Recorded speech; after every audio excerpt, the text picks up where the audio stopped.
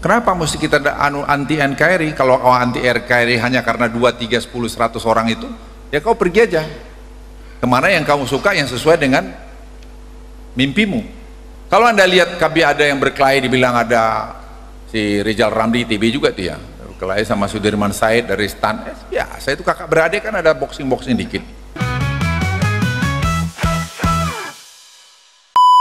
Kalau anda baca buku The Global Paradox yang dibuat John Naisbitt, itu terbit 20 tahun lalu, kalau tidak keliru, saya masih kolonel itu dia Alvin Toffler datang, saya jadi panelis dengan SBY waktu itu di Sesquad. Nah itu Indonesia salah satu yang termasuk dalam kriteria itu bisa terdisintegrasi gitu. Tinggal pertanyaan sama kalian sih, kalau saya tidak, saya ingin Indonesia ini baik. Kenapa mesti kita anti NKRI? Kalau kau anti NKRI hanya karena 2, 3, 10, 100 orang itu, ya kau pergi aja kemana yang kamu suka, yang sesuai dengan mimpimu. Kalau mimpi di sini, dulu sepakat di Founding Father itu kita menjadi satu bangsa. Nah kemarin saya pergi di mana, di pesantren di Jombang, Bahrul Ulum, itu saya disambut dengan lagu-lagu yang dibuat oleh Kiai Haji Wahab tahun 1924 ya, correct me if I'm wrong, soalnya suka lupa juga udah. Itu sudah bicara masalah kebangsaan NU itu tahun 1924. Sekarang kita yang muda pengen, karena sosial media sekarang ini pengen sendiri, pengen membuat yang baru. Memang teknologi ini berbahaya, di samping kebaikan yang banyak itu tadi. Kita bisa menyalurkan virus-virus untuk perpecahan. Dan itu yang dibilang John Naisbitt itu, yang dulu saya pikir apa iya gitu. Sekarang potensi itu ada. Lah pertanyaannya sih sederhana, kita mau kemana gitu? Anda bikin di Jawa Barat ini saja referendum, bikin di Bandung mau mereka sendiri mau, provinsi Cirebon aja pengen Pak ya sendiri, Banten contoh. Jadi jangan Anda pikir hanya nanti yang beragama Islam di sini, yang beragama Hindu di sini, enggak kan begitu. Nanti pulau ini bagi 3 lagi, ya kau di sana aku di sini. That's fact of life. Kalian harus jernih melihat ini. Saya tahu masalah-masalah itu, bibit-bibit itu ada. Tapi itu tadi, memang kalau kita lihat sejarah, ini bicara sejarah ya, itu di Saudi memang ada pembagian dulu antara Wahabi dan kemudian kerajaan. Dalam sejarah Islam tidak ada kerajaan. Ya, tidak ada kerajaan. Nah Wahabi ini janji, kau finance kami, kamu tetap kerajaan. Kami yang jalan menyebarkan paham-paham itu tadi. Itu yang terjadi. Paham kekerasan tadi itu mulai keras terus. Nah kita pun kena, kita juga membiarkan atasnya misalnya pendidikan Saudi itu sampai 15 tahun di Indonesia. Kenapa? Memberikan lembaga-lembaga bahasa paham-paham itu.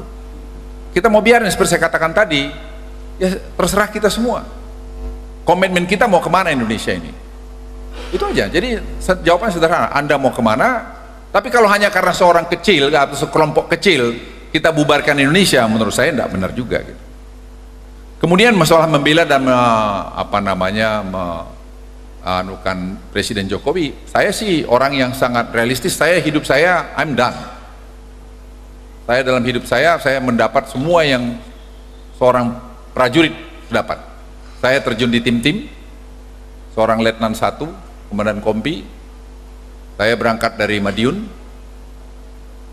terjunkan di Dili, kami di Bakau, 8 orang anak buah saya gugur seketika. Ya, komandan saya Atang Sutresna, yang tadi pagi dia masih bilang ambil air wudhu dulu mau sholat, dia Islam, saya nggak tanya, saya Kristen. Saya tanya anak buah saya, kemudian ada Dirman, dan Ru saya, malam itu masih ngomong, besok pagi sudah pergi check out. Kenapa? Kena kepalanya ketembak. Mereka inilah mewarnai hidup saya. Mereka nggak tanya, hanya apa? Untuk NKRI. Mereka nggak tanya loh, untuk apa saya pergi sana. Hanya satu, kita untuk mempertahankan nama, derajat, kehormatan bangsa ini. Itu aja. Jadi kalau ada seketika bilang, ya, tadi balik soal NKRI, saya si orang yang terus terang against itu. Karena berapa banyak pahlawan-pahlawan yang nggak tahu saya sukunya, agamanya, itu sudah gugur untuk itu. Dari mulai tahun 45 sebelum 45. Jadi ini kita harus bangun. Kita harus nurturing ini, harus pelihara ini. Kalau enggak, ya generasi kaum mau bubarin, ya monggo. Ya kalau 20 tahun, 30 tahun lagi ya, masa saya belum check out. Lamaan ketuaan udah batuk-batuk lagi ntar. Soal membela Jokowi ini menurut saya, satu hal yang saya dapat dari sini nih, karena saya lihat Presiden Jokowi ini orang yang sampai hari ini, orang yang masih jujur terhadap dirinya. Tidak, apa namanya, tidak pasang gaya, wah gini-gini, enggak. Kadang-kadang terlalu sederhana. Walaupun sekarang kemarin saya lihat jasnya udah gak dibaikin Pak itu. Kemarin saya bilang juga, Pak jasnya Bapak ini, Pak Luhut saya, Pak ya kalau terus-terus itu Bapak pakai kan repot juga kita mau ganti-ganti jas, Bapak nggak ganti jas kita repot Pak gitu. Ya masih sederhana. Dan itu mewarnai kami di kabinet itu, nggak macam-macam juga. Kalau Anda lihat ada yang berkelahi, dibilang ada si Rizal Ramli TB juga tuh ya, berkelahi sama Sudirman Said dari STAN. Ya saya itu kakak beradik kan ada boxing dikit. Ya nggak ada yang aneh. Biasa saya bilang, Jal, kau kenapa sih? Karena Rizal dari kecil seperti adik saya bilang, kau ngapain sih? Ya udah bang, begini gitu. Ya udah lu jangan berkelahi di luar, lu memang payah kalian sipil-sipilin, saya bilang. Dia tentara kalau berkelahi di dalam, pukul-pukulan meja, orang pikir baik-baik, padahal udah hampir tabok-tabokan kita. Itu menurut saya suatu proses pengambilan keputusan demokrasi yang baik. Tidak ada masalah. Tapi media membuat jadi cerita itu. Kamu akan mengalami, saya berdoa, mungkin kamu nanti satu ketika jadi rektor, jadi dirjen, jadi menteri, jadi mungkin presiden, I don't know, pasti saya udah check out lah. Itu kamu ingat omongan saya.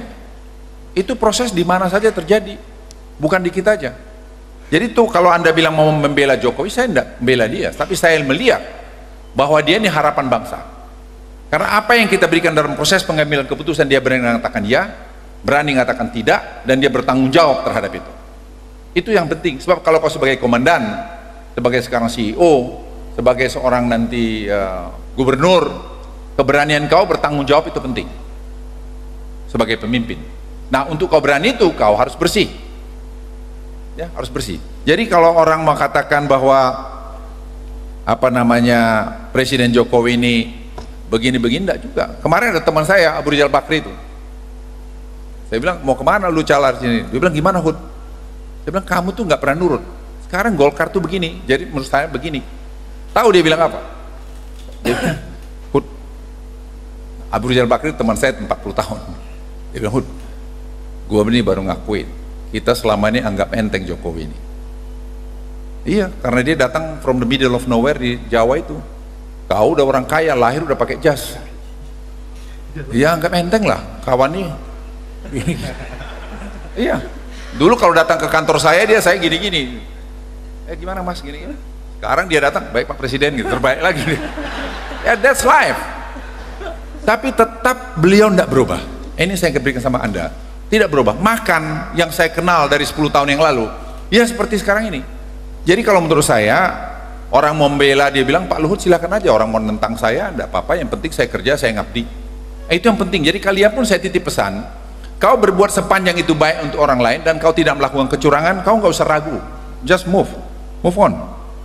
Kemudian yang kedua tadi mengenai Indonesia mau buat di mana.